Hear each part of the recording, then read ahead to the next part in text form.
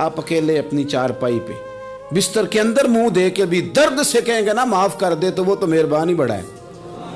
میرے نبی پاک صلی اللہ علیہ وسلم مثال دیتے ہیں، فرمایا ایک آدمی صحرا میں جا رہا، صحابہ سے حضور خطاب کر رہے ہیں، فرمایا ایک آدمی صحرا میں جا رہا تھا، اس نے اپنی اونٹنی پہ کھانا پانی پیسے ہر چیز رکھی ہوئی تھی، صحرا تھا بہت بڑا، درمیان صحرا کے گیا تو تھوڑا سا سستانے کے لیے آرام کرنے کے لیے اونٹنی سے نیچے اترا۔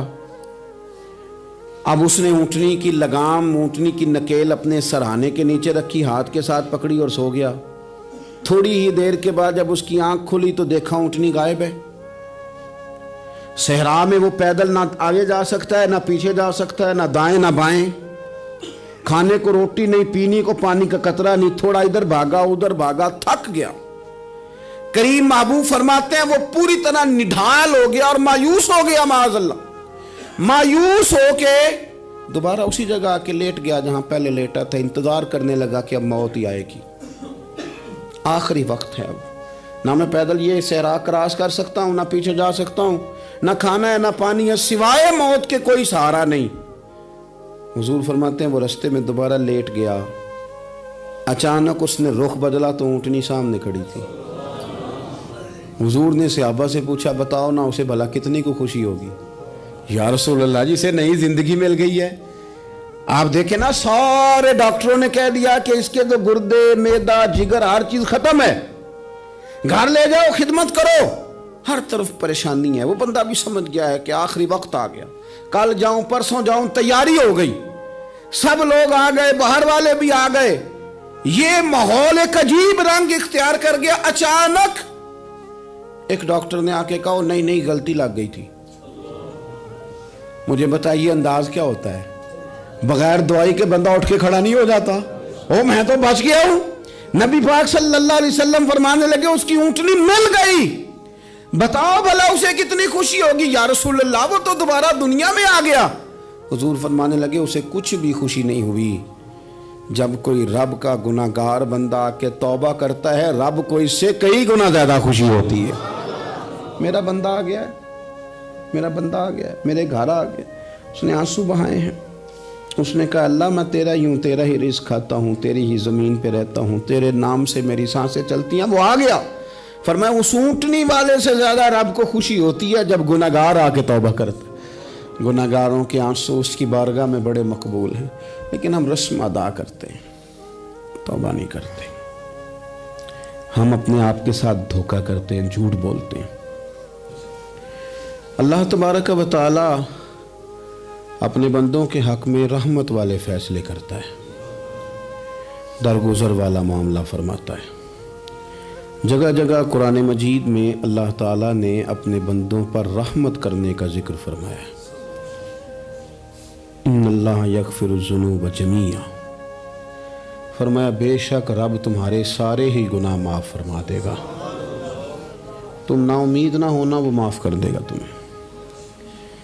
قرآن مجید میں فرمایا ان اللہ بالناس لرؤوف الرحیم، بے شک اللہ اپنے بندوں پر بڑا ہی مہربان اور نہایت ہی رحم کرنے والا، رؤوف اور رحیم ہے، بڑا مہربان ہے، کرم فرماتا ہے۔ اللہ تعالیٰ اپنے بندوں سے بڑا جلد راضی ہو جاتا ہے۔ ماں پیار کرتی ہے اپنے بچے سے، لیکن وہ ناراض بھی ہو جاتی ہے بعض چیزوں پہ، بعض معاملات اس کا دل بھی دکھاتے ہیں، بعض جگہ وہ رو کے یہ بھی کہتی ہے کہ تو نے میری محبت کا کوئی نتیجہ نہیں مجھے دیا، میری ساری کمائی تو نے ضائع کر دی۔ والد بہت ساری جگہوں پہ ناراض ہوتا ہے، شکوہ کرتا ہے، کہتا ہے میری بیماریوں کی، پریشانیوں کی، بڑھاپے کی، کمزوریاں کا سبب بیٹے تو ہی بن گیا، یہ ساری تکلیفیں تو ٹھیک ہو جائیں تو میری شاید عمر بھی بڑھ جائے، صحت بھی ٹھیک ہو جائے، میں زیادہ دیر جوان رہ سکوں۔ ناراض ہوتے ہیں ماں باپ، اسی طرح ماں باپ راضی بھی ہو جاتے ہیں،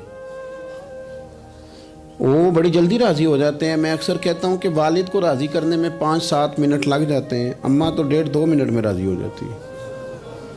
ابا جی کو 5-7 منٹ لگتے ہیں، کئی دفعہ کہنا پڑتا ہے، کوئی دلائل دینے پڑتے ہیں، لیکن والدہ کے لیے تو کچھ بھی نہیں، آپ نیرا جا کے پیروں میں بیٹھ ہی جائیں، کچھ بھی نہ کریں، آپ پورا روئیں نہ رونے والا منہ ہی بن جائے تو اماں تو نرم ہی نرم ہے، جس وقت جو مرضی آپ کرا لیں ہو گیا۔ اللہ تبارک و تعالی بلا مثال و بلا تشبیہ سمجھانے کے لیے عرض کرتا ہوں، اللہ بھی بعض معاملات میں اپنے بندوں سے ناراض ہو جاتا ہے۔ وہ کہتا ہے میں تکبر کرنے والوں کو پسند نہیں کرتا، وہ کہتا ہے فسادی پسند نہیں ہے، وہ فرماتا ہے کہ راہوں میں کجی کرنے والے پسند نہیں ہیں، وہ فرماتا ہے کہ بدعہدیاں کرو گے تو میں صبح قیامت تم سے سوالات کروں گا۔ اللہ تبارک و تعالیٰ بہت ساری چیزوں کو ناپسند کرتا ہے، ناراض ہو جاتا ہے۔ بلکہ نبی پاک صلی اللہ تعالیٰ علیہ وسلم نے فرمایا تم بات کرتے کرتے کوئی ایسا جملہ بول دیتے ہو کہ رب اتنا ناراض ہوتا ہے کہ تمہیں پتہ بھی نہیں ہوتا، تمہارے لیے جہنم کا فیصلہ کر دیتا ہے۔ اس لیے پہلے تولو پھر بولو، خود اپنے لفظوں کی تو تم پہرے داری کرو نا کہ میں کیا کہہ رہا ہوں۔ اور حضور یہ بھی فرماتے ہیں کہ اس کا دوسرا پہلو بھی ہے، بعض اوقات تم بات کرتے ایسا جملہ کہتے ہو وہ اتنا راضی ہوتا ہے کہ تمہارے لیے جنت کا فیصلہ فرما دیتا ہے۔ ان کاموں کی طرف بڑے جن سے اللہ راضی ہوتا ہے۔ میرے نبی پاک صلی اللہ تعالی علیہ وآلہ وسلم نے ارشاد فرمایا، بعض احادیث میں لفظ یہ ہیں کہ اللہ اپنے بندوں کو دیکھ کے مسکراتا ہے جو اس کی شان کے لائق ہے۔ جس ترتیب سے ہم مسکراتے ہیں، جس ترتیب سے ہم روتے ہیں، جس ترتیب سے ہم کسی بات کا اظہار تشکر کرتے ہیں، خدا ان باتوں سے پاک ہے۔ اب بہت ساری حدیثوں میں آیا کہ وہ مسکراتا ہے، تو کیا مطلب ہے مسکرانے کا؟ تو علماء تفسیر نے لکھا ہے مسکرانے کا مطلب یہ ہے کہ وہ بڑا ہی راضی ہوتا ہے اپنے بندے سے، بڑا راضی ہوتا ہے، یہ مطلب ہے۔ ایک تو مسکرانے کا مطلب یہ کہ وہ بڑا راضی ہو گیا، وہ مسکرا دیا اپنے بندے پہ۔ اور ایک اس کا معنی خود نبی پاک صلی اللہ تعالی علیہ وسلم نے بیان فرمایا۔ مسند امام احمد بن حنبل میں حدیث ہے، حضور سید عالم علیہ السلام سے صحابہ نے پوچھا یا رسول اللہ شہید تو بڑے لوگ ہوتے ہیں، شہیدوں میں افضل کون ہے؟ تو اللہ کے حبیب علیہ السلام فرمانے لگے وہ والا بندہ جو ڈٹ گیا تھا کافروں کے مقابلے میں، وہ ہلا نہیں، پوری طرح ڈٹ کے جو لڑا وہ شہداء میں افضل ہے۔ حضور فرماتے ہیں وہ جنت کے بالا خانوں میں سیر کرے گا اور رب اسے دیکھ کے مسکرائے گا، رب اسے دیکھ کے مسکرائے گا، اللہ تعالیٰ مسکراتا ہے اسے دیکھ کے۔ اور اگلے جملے میں حضور نے وضاحت کر دی، فرمایا جب رب دنیا میں کسی پر مسکراتا ہے نا تو اس کا معنی یہ ہے کہ قیامت میں پھر اللہ اسے حساب کوئی نہیں لے گا۔ جس پر اللہ دنیا میں مسکرا دیا اس سے کوئی حساب، تو وہ کام ڈھونڈنے چاہیے نا جس سے اللہ مسکرائے۔ چھوٹا بچہ بھی ناراض نہ ہو تو وہ چیزیں وہ ڈھونڈتا ہے کہ اس کو کیا پسند ہے، چاکلیٹ لے جاؤں، فلاں چیز لے جاؤں، آئس کریم لے جاؤں۔ تو ایک بچے کے لیے، گھر کے لیے، سربراہ کے لیے اتنی محنت کرتے ہو تو وہ کام بھی ہمیں ڈھونڈ کے تلاش کرنے چاہیے نا جس سے رب راضی ہوتا ہے، اللہ راضی ہوتا ہے۔ بتاؤں وہ کون کون سے کام ہیں؟ نبی کریم صلی اللہ تعالی علیہ وسلم نے ارشاد فرمایا 3 لوگ ہیں جنہیں دیکھ کے رب مسکراتا ہے۔ یا رسول اللہ صلی اللہ علیہ وسلم وہ کون کون سے؟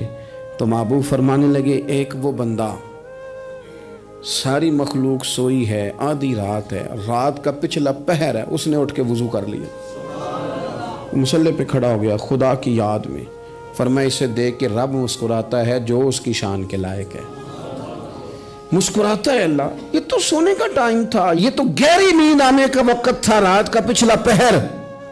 اور سننا میرے بھائی، میرے نبی پاک صلی اللہ تعالی علیہ وسلم فرماتے ہیں جب مسلمان نماز کے لیے صفیں بناتے ہیں نا، ترتیب لگ رہی ہوتی ہے، اب اللہ کی بارگاہ میں کھڑے ہوں گے، قیام کریں گے، رکوع کریں گے، سجود کریں گے، فرمایا جب مومن صفیں بناتے ہیں تو رب دیکھ کے مسکراتا ہے، مسکراتا ہے۔ کمال ہو گئے عروج بندگی کا، جب بندے کو دیکھ کے رب مسکرائے، خدا بندے سے خود پوچھے بتا تیری رضا کیا ہے، مسکراتا ہے۔ اور میرے نبی پاک علیہ السلام فرماتے ہیں جب مجاہد جہاد کے لیے صفیں سیدھی کرتے ہیں، آج تو یہ رب کے نام پہ مرنے ہی آ گئے، یہ صفوں میں کھڑے ہوں گے، ترتیب سے لڑیں گے، ترتیب سے گلا کاٹیں گے کافروں کا یا شہادت لیں گے۔ فرمایا جب جہاد کے لوگ صفیں بناتے ہیں تو رب انہیں دیکھ کے مسکراتا ہے۔ کتنے نصیبوں والا وہ بندہ ہے جسے دیکھ کے مسکرا دیا. او یار کبھی تیرا بیٹا تیرے سامنے مسکرائے نا چھوٹا تو تیرا دل باغ باغ ہو جاتا ہے. تیری ماں بیمار کسی ایک دن صحیح طرح ہنس پڑے تو طبیعت خوش ہو جاتی. مجھے بتاؤ نا جس کا رب بھی اسے دیکھ کے ہنس پڑے جو اس کی شان کے لائق ہے. کیا اس بندے کے نصیبیں ہیں, کیا اس کے مقدر ہیں.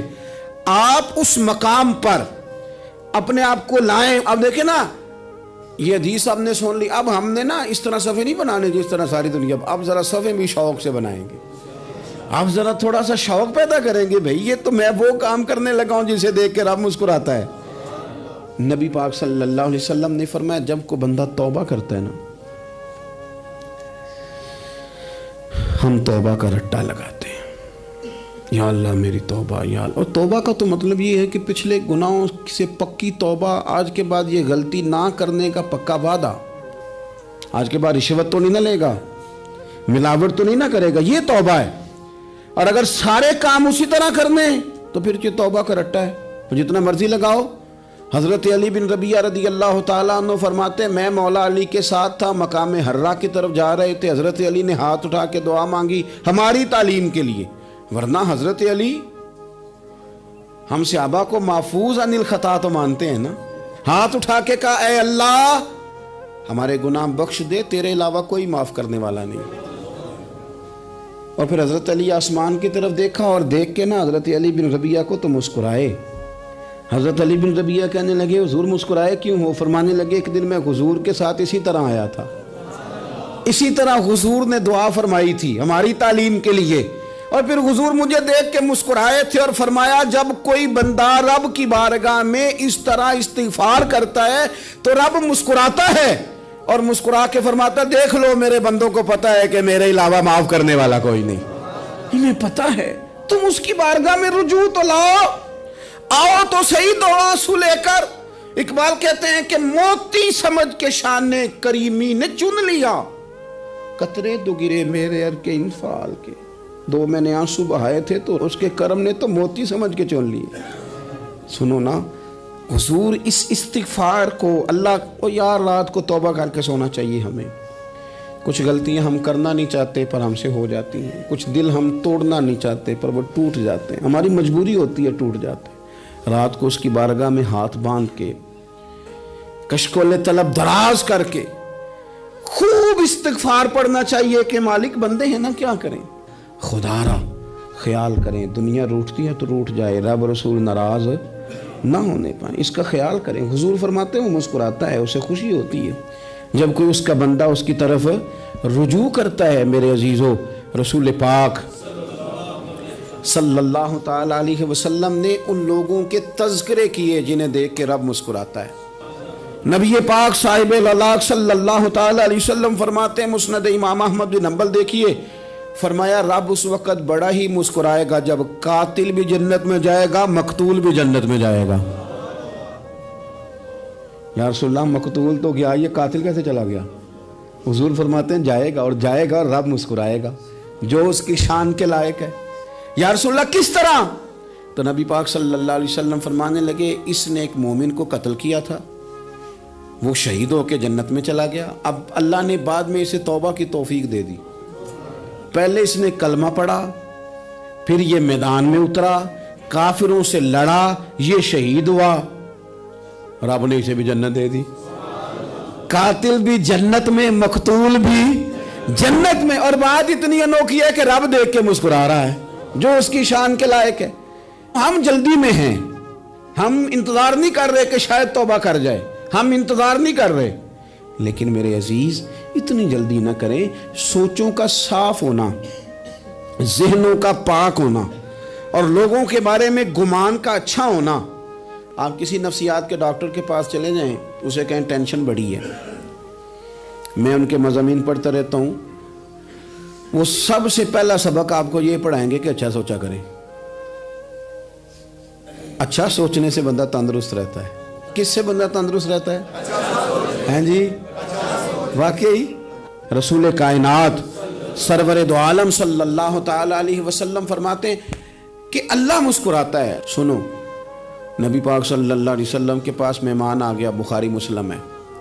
हुजूर ने अज़वाज मुतहरात के घरों में पैगाम भेजा, कुछ चीज़ है ज़ियाफ़त के लिए? या रसूलल्लाह कुछ भी नहीं, ये दो जहां के शाह हैं और पास कुछ रखते नहीं, दो जहां की नेमतें हैं इनके खाली हाथ में। या रसूलल्लाह कोई चीज़ भी नहीं। हुजूर ने सहाबा के मजमे पे नज़र डाली, या रसूलल्लाह सल्लल्लाहु अलैहि वसल्लम हुक्म हो, तो हुजूर फरमाने लगे तुम में से कोई बंदा है जो इसे घर ले जाए रोटी खिलाए?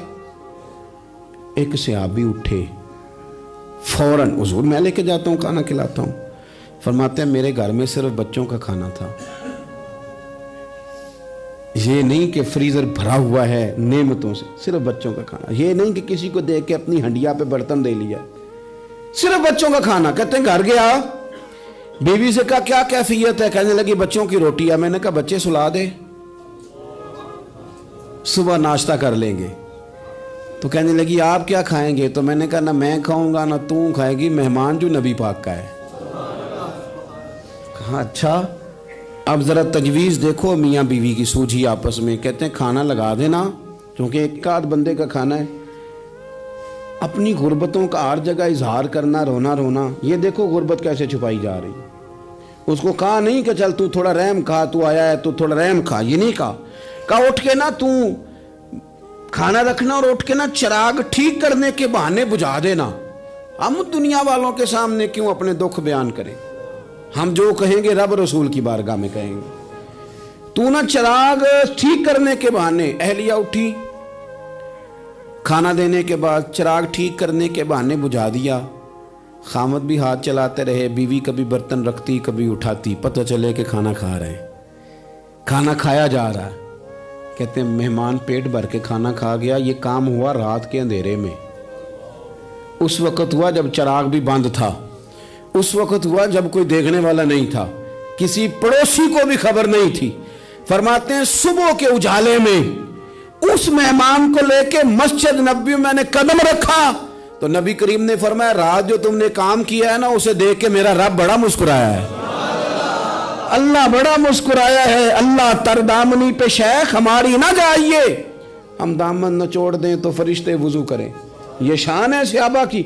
नबी करीम अलैहिस्सलाम ने फरमाया रब रात मुस्कुराया तेरा ये अंदाज देख के, और उसने कुरान नाजिल किया वयुसिरूना अला अनफुसिहिम वलौ काना बिहिम खसासा। कुछ लोग वो हैं जिन्हें बड़ी भी जरूरत हो तो दूसरों पर इसार कर देते हैं, कुर्बानी दे देते हैं। रब मुस्कुराया है।